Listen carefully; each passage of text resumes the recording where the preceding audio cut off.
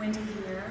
I am visiting with you from the Museum of New Art, also known as MONA, in Portsmouth, New Hampshire, during their spectacular exhibition called George Rodrigue, Painting for Myself.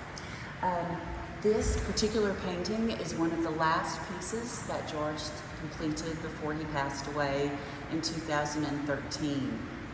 Very much painted for himself. In fact, he was so excited about it that he hung it on the wall, no frame, wet, just after he finished it in our home.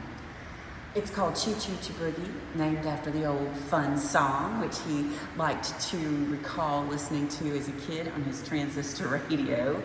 And what he has done here is pulled toy pieces, wooden toy pieces, that he bought for this purpose when we were in Oberammergau in Bavaria, in Germany. And he purchased these, actually little bitty, small, hand-carved and painted toy pieces, like you would have maybe around a Christmas tree, for example. Several years before, we had taken the train to get there from Munich. George always loved trains. He fondly recalled train rides, for example, with his family up to the top of Pike's Peak in Colorado. He and I did the Silverton Durango train quite a few times, and it was always just a real passion for him. So here, imagine George, he's very sick at this time. He's been, at this point, fighting his cancer for over a year. He painted this during the summer of 2013. I finished it in the fall, as I recall. We have the very distinctive Rodrigue oak, right, that you're already familiar with, cut off at the top with everything else happening underneath, so that as a result it's as though we are underneath the tree too, and have been invited to enter George's imaginary world, which is of course what this is. So it's something that he's doing entirely for himself here. What is he creating? Well, by this time he has of course become the blue dog man, the blue dog full of symbolism, looking at us for answers. Why am I here? Where am I going? What does it all mean? Very much eye level, right? So we can have this exchange of questions that remain unanswered, of a mystery, in thinking about this time of George's life and that he painted this entirely for himself, and that he's so ill. Well, perhaps the questions involve the journey, yeah? And for a journey, we need a conductor.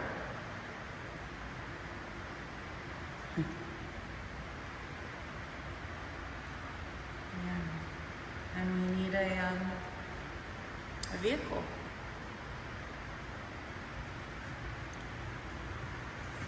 George was a big fan of saying that, and believing, and I believe him, that painting like a child, retaining that innocence of childhood, is important. He used to convey that to children all of the time, that it's okay to create art in that way. This is him making that statement in just the last few months of his life. It's one of my favorites. And finally, I would end by saying that, you see this frame here? So as I mentioned, George hung it on the wall without a frame. In order to show it in exhibitions, I really thought it needed to be properly framed. I shared this painting with a man in Santa Fe, New Mexico, where I live now, named Marty Horowitz. He has an incredible company, frame shop, gallery artist mecca called Goalie Frame Makers. He makes frames for museums, big museums. And I showed him this painting and he came up with this incredible frame, custom made for this piece. He related to George's expression. He said, I want to do that too. This is all handmade. And Marty has since joined George on that journey. I work today with his son, actually both of his sons, his son David and his son Matt also does art restoration and has helped me with a lot of George's pieces. And well, I love, because Marty had become a friend, and was an incredible artist himself, but this piece honors him as well.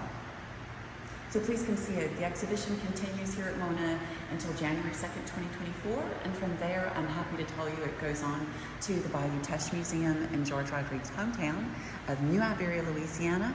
It will be on view there much of 2024 in celebration of George's 80th birthday, including a gala on that very day, March 13th, 2024. So please join us.